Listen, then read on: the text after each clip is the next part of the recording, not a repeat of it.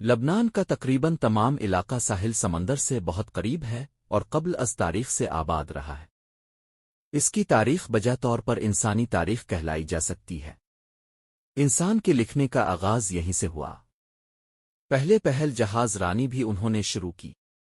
لبنان کے پہلے دور کے لوگ فنکی کہلاتے ہیں اور یہی فنکی تھے جنہوں نے حروف ایجاد کیے۔ انہیں سامی بھی کہا جاتا ہے۔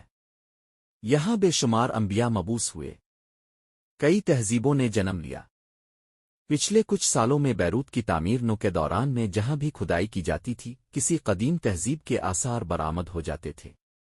قدیم تہذیبوں کے آثار بیروت، سیدہ، بالبک، سور اور تریپولی سے ملتے ہیں۔ 3000 سال قبل فنکی اپنے عروج پر تھے جو اعلیٰ درجے کے جہاز ران اور تاجر تھے۔ انہوں نے حروف کا استعمال شروع کیا جس کے حروف تہجی تھے۔ ان کی تجارت اسیریا اور بابل کے ساتھ تھی، مگر تعلقات اچھے نہ تھے اور کئی دفعہ جنگ کی نوبت بھی آتی تھی۔ اس علاقے کو فارس والوں نے کئی مرتبہ فتح کیا۔ سکندر اعظم کی فوجوں نے اسے تاراج کیا۔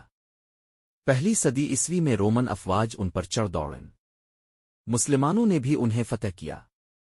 جدید دور میں فرانس نے اس پر قبضہ کیا مگر یہ مکمل طور پر کسی کے قابو نہیں آئے، لیکن انہوں نے ان تمام تہذیبوں سے بہت کچھ حاصل کیا۔ اسی کیے آج لبنان ایک ایسا ملک ہے جس میں آپ مختلف نسلوں اور مذاہب کے لوگ دیکھ سکتے ہیں۔ یہ ملک ایشیا کے آخری سرے پر یورپ کے قریب واقع ہے، اس لیے اسے ہم مختلف تہذیبوں کا مرکہ کہہ سکتے ہیں۔ ایک بات جو ان میں برقرار ہے وہ ان کی آزادی سے محبت اور جنگجو ہونا ہے۔